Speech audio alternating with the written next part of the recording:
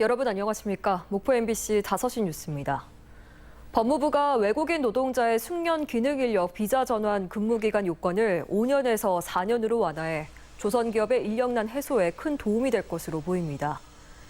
숙련 기능 인력 비자 제도는 비전문 취업 종사자가 5년 동안 근무하면 숙련 기능 인력으로 체류 자격을 전환해주는 제도로 그동안 비전문 취업 비자 외국인 근로자는 4년 10개월간의 국내 체류 기간이 지나면 본국으로 출국한 후 다시 국내에 재입국해야 돼서 장기간 근로 공백이 발생했었습니다.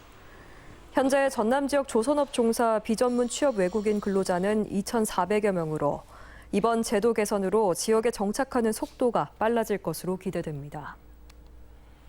목포시는 목포형 대중교통 시스템을 구축하기 위한 시민공론화위원회를 7월 중에 구성합니다.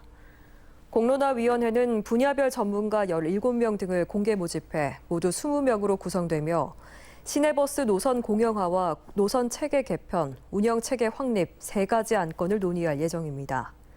목포시는 다음 달에 지역과 세대, 직능 등 시민 참여단도 50명을 모집해서 운영하기로 했습니다.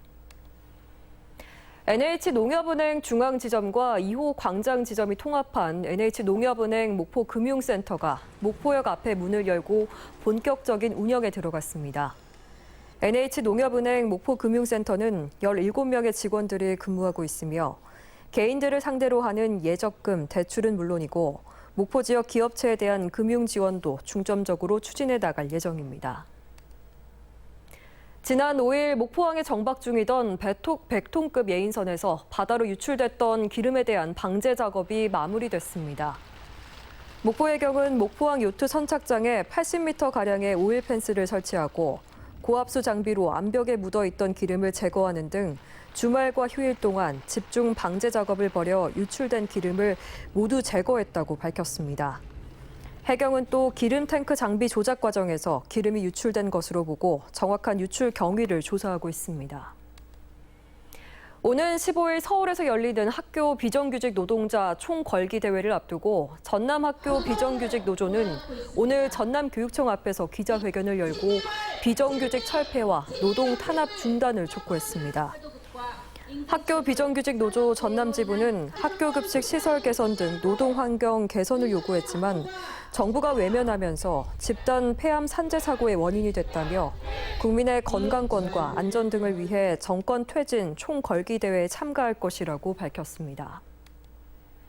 오늘 새벽 1시 20분쯤 목포시 산정동의 한 연립주택에서 함께 살던 남성에게 흉기를 휘두른 30대 여성이 신고를 받고 출동한 경찰에 붙잡혔습니다.